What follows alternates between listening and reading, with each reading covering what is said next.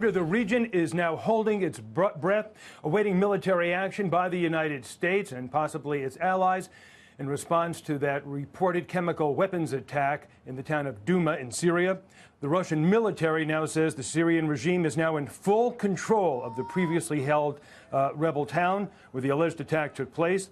This latest video shows cheering civilians entering Douma. So far, there has not been any announcement from Damascus, but a war monitoring group says the Syrian flag is now flying in the town under a deal negotiated by Russia. The largest rebel group, the Army of Islam, has now been evacuated.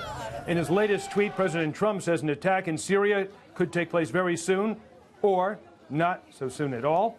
Meanwhile, now we're getting word from France that they have proof, this according to French officials, that the Syrian regime did use chlorine gas weapons.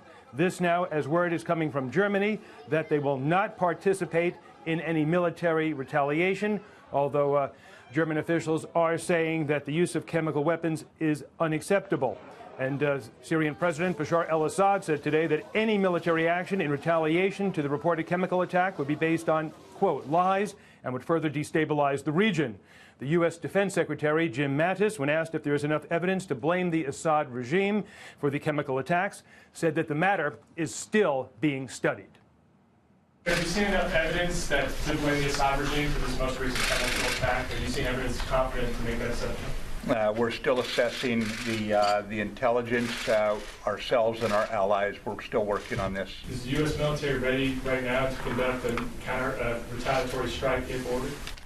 We stand ready to provide military options if they're appropriate, as the president determined.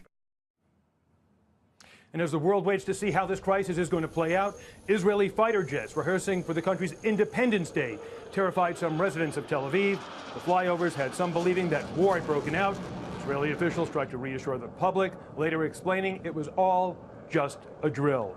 And although the UN Security Council has been deadlocked when it comes to resolutions about investigating what happened in Syria, Bolivia is calling for a session today at the Security Council to raise the issue of what happened there once again. The Bolivians believe that any military action would in some way violate the UN Charter.